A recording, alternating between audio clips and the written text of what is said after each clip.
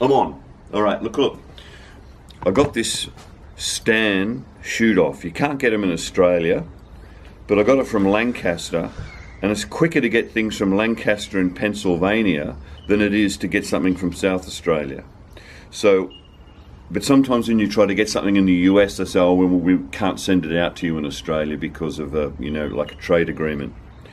So when Trump gets in, there's going to be no Trans-Pacific Trade Agreement anyway, so that's going to be the end of that.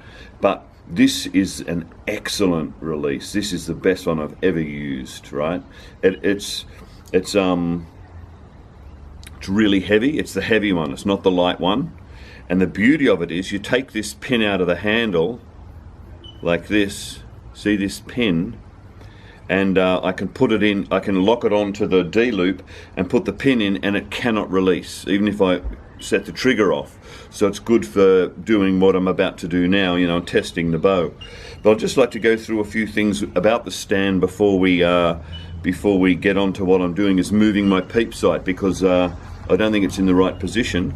But you see, this is why I'm moving it. If you got your stand locked like this, so you lock your stand and you got your string in here like this. Now, when I release, my thumb is going like that, isn't it? To release the aid, I'm pushing like this, and I was only really using 2 fingers like a back tension. But I realized that if I go like that, my arrow's going to go to the left, isn't it? And if I pull back like some people love to over exaggerate that. They think, oh, look at my back tension, and they, like Trent, and they fling their hand and they look at their arrow like that. See, this is no good, because if you go up, your arrow's going to go down. What you need to do is to have a release that is exactly in line with the power stroke of the string. So, but I can't do that because I can't get my release in line with my string and my power stroke. And we're going to talk about power stroke later, going through the arrow. But just what I want to do now is be able to get my release right under my jaw there, so it's in line with my eye. I mean, that's only logical, isn't it? Not to have it out here, but to have it here. And people who turn their release that way, they're twisting the D loop. That's mental. Okay? So, if you look at the release like this, if I put equal pressure on my pinky and my thumb there, but be very careful of the thumb, because that's going to send it off, Gary. It's just going to send it straight off. I've got to be careful not to set it off with that, but I want equal pressure on my thumb and my finger, and then just squeezing them both together this way, like this, is not going to turn the release this way or that way. And it becomes like a back tension, and it's going to send the arrow off in a straight path.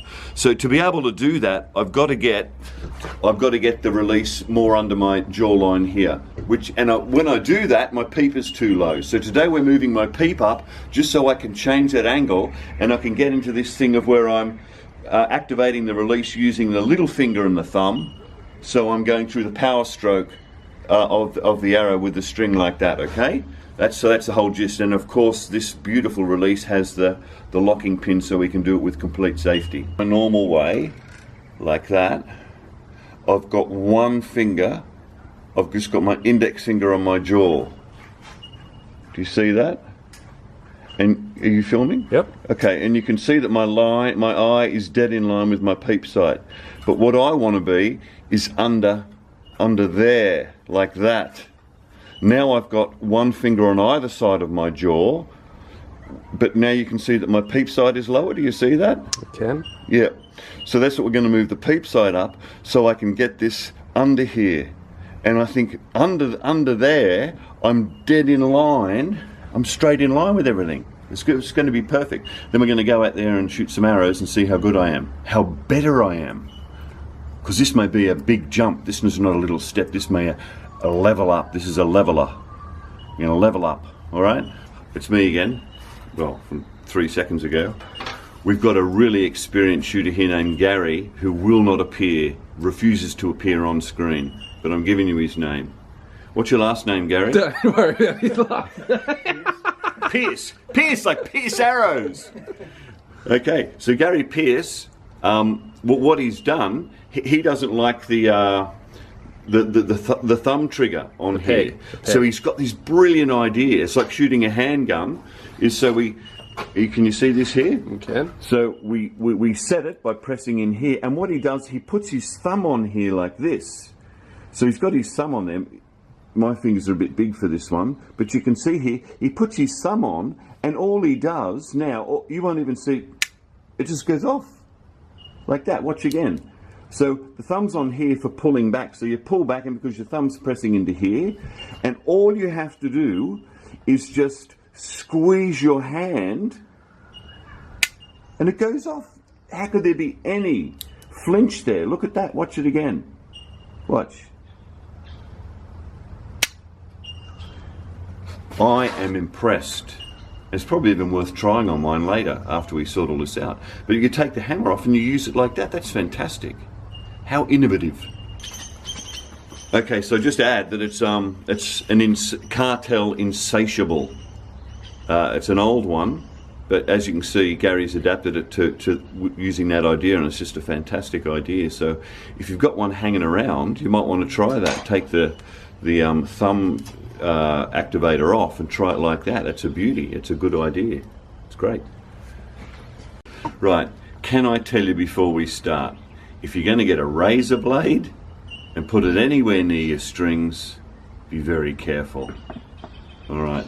So now what I've done is I've tied the peep in and melted it, but then I put a dab of super glue on there as well. So I've got to just try and get that off, being very careful not to cut a vein or an artery or the string. Like that. That's what I don't want to do.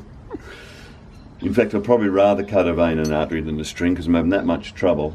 Well, you got the new string. We should. Well, I've got new strings now. But look, what happened was, you know how we thought, everyone was saying what a bad shooter I was, and I said, no, I'm like Marky Mark. I am the shooter. You kill my dog, I'll come and get you. So we found out that the scope was moving forward and back because I had a different brand scope on the site, and all the people that wrote in and said, oh, you better check your arrow blade on your rest. What do you reckon? Snapped off. So I was having two troubles there. So then we went and shot on Sunday up at F.A.C.T, and it was raining the whole time, so we decided to re-wax our bowstrings, and after Aaron kindly re-waxed my bowstring, he said, mate, this string's as good as new. And we found out from the old S. Buscombe that an old string is a good string because it's stretched in and it's not going to move. Oh, it's very hard to see. Just being very careful. I'd rather cut my finger than the string. Now the way I've attached this one,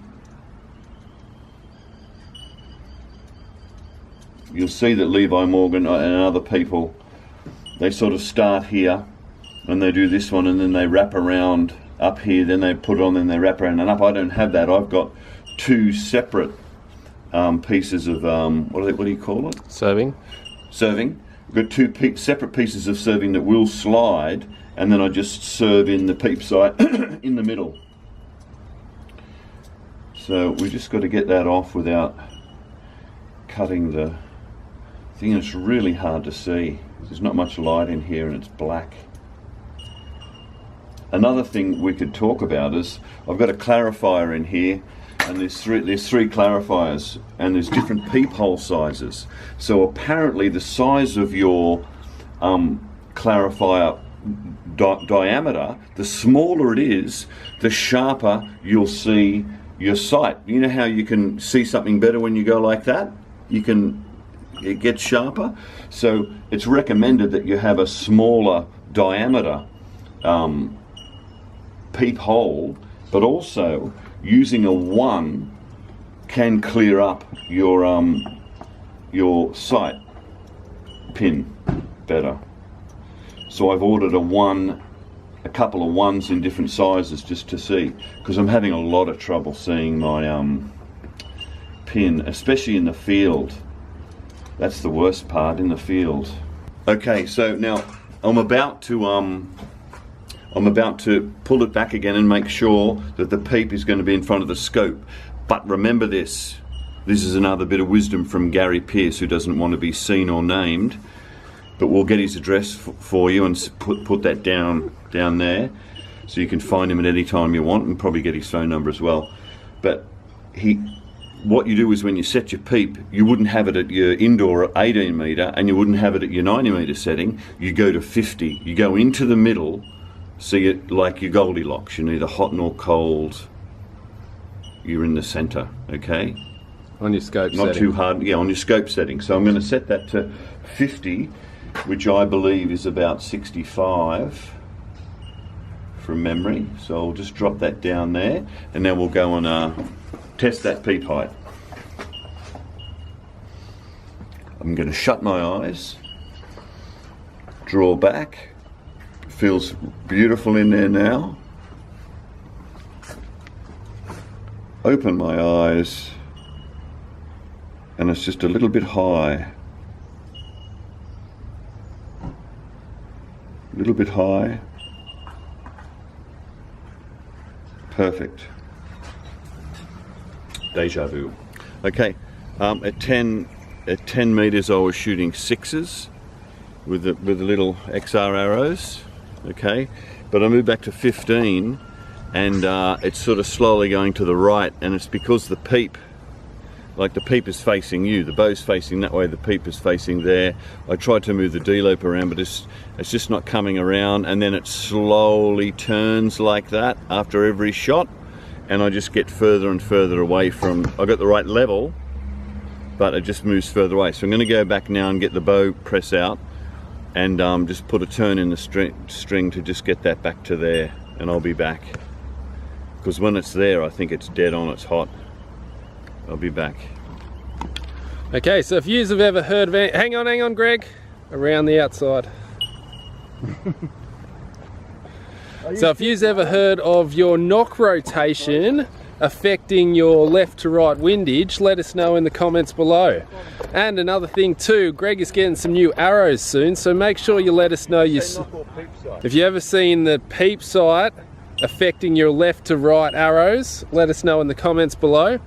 Also, Greg's getting some new arrows soon, so let us know what sort of arrows you shoot. Let us know your spine, your length, your vein size, your tip weight. Let us know it all, so then we can see what everyone's shooting and get a few recommendations. So make sure you put that in the comments below. So Greg's going to put another twist in his string to try and get that D-loop to come back straight, because we all know Greg hates his D-loop being twisted. So let's get into that and see if that makes any improvement. Okay, all right, so I just shot 3 in there, and here's the result. I think this one's out here because the string, it hadn't been shot since I twisted it, so the string was just settling in. But the next 2 shots, I've murdered them at 15 meters. So I reckon that's it. I reckon we're done. Everything's nice and in line. I just now have to get used to that and get comfortable with that, and I think I'll be virtually unbeatable. Thank you.